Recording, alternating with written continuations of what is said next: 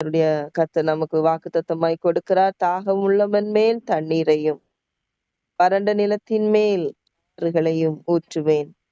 உன் சந்ததியின் மேல் என் ஆவியையும் உன் சந்தானத்தின் மேல் என் ஆசீர்வாதத்தையும் ஊற்றுவேன். தாகத்தோடு நம்ம தேவனை நோக்கி பார்க்கும்போது நமக்கு ஜீவ தண்ணீரை கொடுக்கிறார். இந்த உலகத்துல தாகமா இருக்கிறவங்களுக்கு தண்ணீரை கொடுப்போம். நாம் தாகமா இருக்கும்போது தண்ணீரை குடிப்போம், பருகுவோம். கர்த்தருடைய சமூகத்திலே நாம் தாகத்தோடு செல்லும் போது ஜீவ தண்ணீரை அவர் நமக்கு தந்து நம்முடைய தாகத்தை தீர்க்கிறவராய் இருக்கிறார். ஓ தாகமா இருக்கிறவர்களே, நீங்கள் எல்லாரும் என்னிடத்தில் வாருங்கள். அன்போடு நம்மளை கூப்பிடுகிற தேவன் நம்மோடு கூட இருக்கிறார். பணமும் இல்லாம விலையும் கொடுக்காம அந்த ஜீவ தண்ணீர்னால நம்முடைய தாகத்தை தேவன் தீர்க்கிறார்.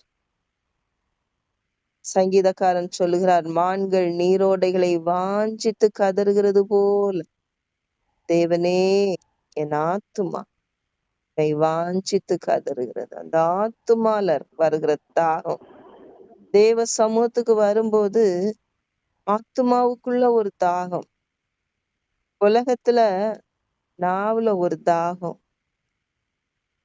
அந்த தாகத்துக்கு தண்ணீர் கிடைக்கிறது. ஆத்துமாவுல வருகிற தாகத்துக்கு இந்த உலகம்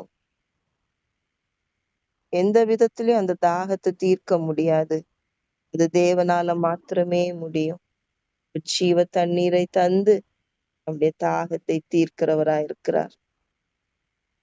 இங்க தாகம் தண்ணீர் என்று சொல்லும் போது இது ஒரு தாகத்தை மாத்திரமல்ல, நம்முடைய வாழ்க்கையில என்னென்ன காரியத்திற்கு நாம் தாகத்தோடு தேவனை நோக்கி பார்க்கிறோமோ அந்த காரியத்துல எல்லாம் கர்த்தருடைய கரம் நன்மையாய் இறங்குகிறதை நாம் பார்க்கிறோம். அதுதான் அடுத்த வார்த்தை சொல்லுறது, வறண்ட நிலத்தின் மேல் ஆறுகளையும் ஊற்றுவேன். வறண்ட நிலம், நம்முடைய வாழ்க்கை அநேக நேரத்திலே வறண்டு போனது போல இருக்கும். ஐயோ, ஒரு வறண்ட வாழ்க்கை நான் வாழ்கிறேனே. செழிப்பாய் வாழ்கிறவர்களை பார்த்து நம்ம பல நேரம் நினைப்போம், ஏன் என் வாழ்க்கை மாத்திரம் வறண்ட நிலம் போல இருக்குது. எதெல்லாமோ பண்றோம், போறோம், வர்றோம், சமைக்கிறோம், சாப்பிடுறோம், வேலைக்கு போறோம், வீட்டுக்கு வர்றோம், மனசுல ஒரு திருப்தி இல்லையே. வாழ்க்கை வறண்டது போல இருக்குதே. ஒரு சந்தோஷம் இல்லையே, ஆறுதல் இல்லையே, நாம் விரும்புகிற ஒரு அன்பு நமக்கு கிடைக்கலையே, அல்லது விரும்புகிற நன்மை நமக்கு கிடைக்கலையே. நம்முடைய வாழ்க்கையிலே பெரிய அளவுல நம்ம எதையும் விரும்பாட்டாலும் அன்னன்னைக்கு தேவையான ஒரு சந்தோஷமும் மகிழ்ச்சியும் எனக்கு இல்லையேன்னு சொல்லி இந்த காலை வேளையில அநேகர் நம்ம துக்கத்தோடு இருப்போம், வேதனையோடு இருப்போம், அல்லது ஏதோ ஒரு காரியத்தை எதிர்பார்த்து சோர்ந்து போய் இருப்போம், அல்லது வாழ்க்கையை பின்னால திரும்பி பார்த்து என் வாழ்க்கையெல்லாம் இப்படிதான் இருக்குமா, என் நாளெல்லாம் இப்படிதான் முடியுமா, என் வாழ்க்கையில சந்தோஷமே கிடையாதா, என் வாழ்க்கை வறண்டது போலதான் இருக்குமா, என்றைக்கும் நான் இந்த வேதனை அனுபவிக்க வேண்டுமா என்று நம்ம கலங்கி போய் இருக்கலாம். இந்த காலை வேளையில கர்த்தர் நமக்கு வாக்குத்தத்தம் கொடுக்கிறார். வறண்ட நிலத்தின் மேல் ஆறுகளை ஊற்றுகிற தேவன் நம்மோடு கூட இருக்கிறார். தாகமா இருக்கிறவர்களுக்கு தண்ணீரை கொடுக்கிறவர், வறண்ட நிலத்திற்கு ஆறுகளை ஊற்றுகிறவர் நம்மோடு கூட இருக்கிறார். எந்த காரியத்தை குறித்து தவித்து கொண்டிருந்தாலும், தாகத்தோடு தேவனை நோக்கி பார்த்தாலும் நமக்கு நிறைவாய் நம்முடைய தாகத்தை தீர்க்கிறவராய் இருக்கிறார். அவருடைய கிருபை, அவருடைய அளவில்லாத அன்பு. இந்த உலகத்துல நம்ம தாகத்தோடு சில காரியங்களை வேண்டி பார்த்து கொண்டே இருப்போம், ஏக்கத்தோடு தாகத்தோடு. இந்த உலகத்துல சில அன்புக்காகவோ, அரவணைப்புக்காகவோ, ஆறுதலுக்காகவோ, மகிழ்ச்சிக்காகவோ, சந்தோஷத்துக்காகவோ, சமாதானத்துக்காகவோ, அல்லது செழிப்பான ஒரு வாழ்க்கைக்காகவோ, பொருளுக்காகவோ, பொருளாதார நன்மைகளுக்காகவோ, ஏதோ ஒன்றுக்காக நாம் தாகத்தோடு காத்து கொண்டிருக்கலாம். ஆனால் இந்த உலகம் நமக்கு அதை கொடுக்காது. இந்த உலகம் கொடுக்கிறது நிரந்தரமாகவும் இருக்காது. ஒருவேளை இந்த உலகம் நமக்கு நன்மையை கொடுத்தாலும், சந்தோஷத்தை கொடுத்தாலும், அது ஒரு நிரந்தரமான சந்தோஷமா இருக்காது. நிரந்தரமான நன்மையா இருக்காது. அது கர்த்தருடைய சமூகத்திலிருந்து நமக்கு கிடைக்கும்போது மாத்திரமே அது நிரந்தரமான சந்தோஷம். அது நிரந்தரமான நன்மை. அது திருப்தியை தருவது தேவ சமூகத்திலிருந்து நமக்கு கிடைக்கிறதா இருக்க வேண்டும். அந்த திருப்தி, மன திருப்தி தேவ சமூகத்திலிருந்து அது நமக்கு கிடைக்கும் போது மாத்திரமே நமக்கு உண்டாகும். இந்த உலகத்திலே நாம் எவ்வளவு எதிர்பார்த்தாலும் நம்முடைய இருதயம் சோர்வுக்குள்ளாக தான் போகுமே தவிர திருப்திக்குள்ளாக வராது. திருப்தியான ஒரு வாழ்க்கை நமக்கு கிடைக்க வேண்டுமானால், நம்முடைய பிள்ளைகளுடைய வாழ்க்கை திருப்தியா இருக்க வேண்டுமானால், அது தேவ சமூகத்திலிருந்து கிடைக்க வேண்டும். நம்முடைய கண்கள் உன்னதத்தில் இருக்கிற அவரை நோக்கி பார்க்க வேண்டும். அதான் ஆண்கள் நீரோடைகளை வாஞ்சித்து கதறுகிறது போல, தேவனே என் ஆத்துமா உம்மை வாஞ்சித்து கதறுகிறது. சகலத்தையும் அனுபவித்த ஒரு பெரிய ராஜா, அவருக்கு குறைன்னு சொல்லதுக்கு எதுவுமே கிடையாது. ஆனா அவர் வானத்தை பார்த்துட்டு இருக்கிறாரு. என் திருப்தி தேவ சமூகத்துல இருந்து தான் வரும். அவர் தந்தாதான் எனக்கு திருப்தி. இந்த உலகம் தர்றது எனக்கு திருப்தி இல்லைன்னு சொல்லி நன்றாய் அறிந்த ஒரு பெரிய ராஜா சொல்லுகிறாரு, உண்மையே வாஞ்சித்து கதறுகிறது. நம்முடைய வாழ்க்கையில இதை நாம் அபியாசப்படுத்தும் போது, கர்த்தரை நோக்கி பார்க்கும்போது, கர்த்தருக்கு காத்திருக்கும் போது, கர்த்தர் மேல் ஒரு வாஞ்சையோடு அவருடைய சமூகத்திலிருந்து கிடைக்கும் என்று எதிர்பார்ப்போடு நாம் நிற்கும்போது நிச்சயமாய் நம்முடைய வாழ்க்கையிலே திருப்தி உண்டாகும். இந்த காலை வேளையிலே வாழ்க்கையிலே திருப்தி இல்லாமல் கலங்குகிற தேவ பிள்ளைகளை பார்த்து கர்த்தர் தெளிவாய் சொல்லுகிறார், அவருடைய திருப்தி, அவருடைய நிலையான ஆசீர்வாதம் நமக்கு வேண்டுமானால் நாம் அவரை நோக்கி பார்க்க வேண்டும். இந்த உலகத்தை நோக்கி பார்க்க கூடாது. மனிதருடைய கரத்தை நோக்கி பார்க்க கூடாது. எனக்கு ஒத்தாசை வரும் பர்வதங்களுக்கு நேரா என் கண்களை ஏறெடுக்கிறேன். வானத்தையும் பூமியை உண்டாக்கின கர்த்தரிடத்திலிருந்து எனக்கு ஒத்தாசை வரும் என்று சொல்லி அவரை நோக்கி நாம் தாகத்தோடு பார்க்கும்போது நம்முடைய தாகத்தை தீர்த்து நம்மை திருப்தியோடு வழி நடத்த இந்த மாதத்திலே தேவன் உண்மை உள்ளவராய் இருக்கிறார். சந்ததியை குறித்த பெரிய ஒரு ஏக்கமும் தவிப்பும் பயமும் இந்த நாட்களிலே சூழ்ந்து இருக்கிறது. மொத்த உலகத்தை பார்க்கும் போதும் வாலிப பிள்ளைகள், சிறு பிள்ளைகள் பல விதத்திலே அழிக்கப்பட்டு கொண்டு இருக்கிறார்கள். நம்முடைய சந்ததியை நாம் நினைக்கும் போது, ஐயோ என் எதிர்காலம் எப்படி இருக்குமோ, என் சந்ததி எப்படி இருப்பார்களோ, என் பிள்ளைகள் எப்படி இருப்பார்களோ, இந்த சமுதாயத்தை என் பிள்ளைகள் எப்படி ஃபேஸ் பண்ணுவார்களோ, இந்த சமுதாயத்துல எங்க பிள்ளைங்க எப்படி வாழ்வார்களோ என்று சொல்லி பல கலக்கங்கள் நம்முடைய இருதயத்துல இருக்கிறது. அப்படிப்பட்ட ஒரு காலகட்டத்திலே நாம் வந்து நிற்கிறோம். ஆனால் இந்த காலை வேளையிலே கர்த்தருடைய வாக்குத்தத்தம் நமக்கு வெளிப்படுகிறது. உன் சந்ததியின் மேல் என் ஆவியையும் உன் சந்தானத்தின் மேல் என் ஆசீர்வாதத்தையும் ஊற்றுவேன். அல்லேலூயா. நம்முடைய சந்ததியை கர்த்தர் ஆசீர்வதித்தால் இந்த ஆசீர்வாதத்தை மாற்றுவதற்கு யாராலையும் முடியாது. நம்முடைய சந்ததியை நாம் செய்ய வேண்டிய ஒரு பெரிய காரியம் சத்தியத்துக்குள்ளாய் நடத்த வேண்டும். நம் சத்தியத்துக்குள்ளாய் நடத்தி ஆவியானவருக்கு நம்முடைய சந்ததியை ஒப்பு கொடுக்கும் போது நிச்சயமாய் நம்முடைய சந்ததியின் மேல், நம்முடைய சந்தானத்தின் மேல், நம்முடைய ஜெனரேஷன் மேல கர்த்தருடைய ஆசீர்வாதத்தை அவர் ஊற்ற வல்லமை உள்ள தேவனாய் இருக்கிறார். அதற்கு மேலாக நாம் செய்ய வேண்டிய ஒரு காரியம் உண்டு.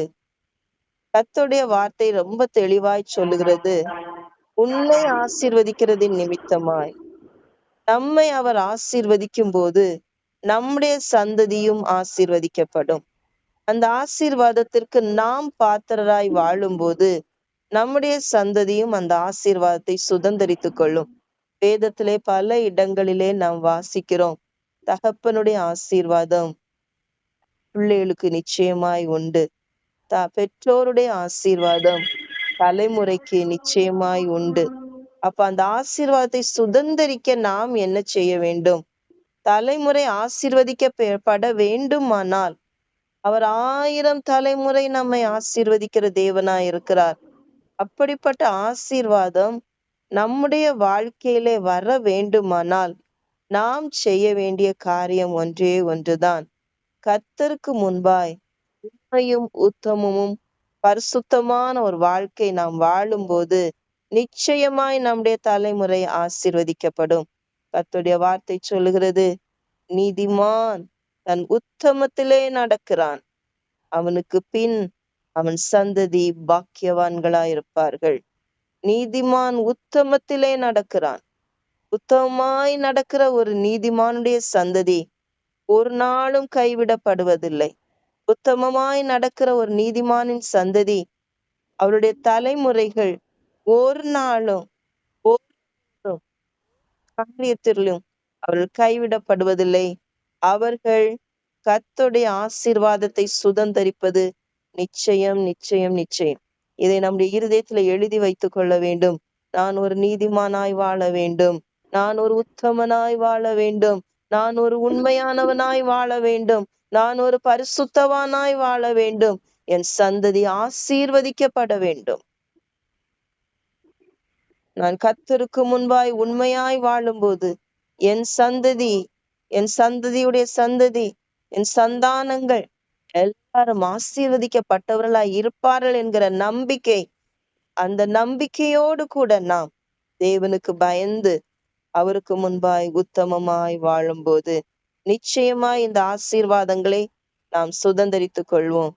இல்ல கண் கண்ட போக்குல செவி கேட்கிற காரியங்களை செய்து கொண்டு கண்களுக்கு முன்பாய் பார்க்கிற எல்லா காரியங்களையும் அனுபவித்து கொண்டு தேவனுக்கு முன்பாய் பயம் இல்லாதபடிக்கு, தேவ பயம் இல்லாதபடிக்கு, தேவனுக்கு பயப்படாதபடிக்கு நம்முடைய மனம் போன போக்கிலே நாம் வாழ்வோமானால் நம்முடைய சந்ததிக்கு அந்த ஆசீர்வாதம் கிடையாது.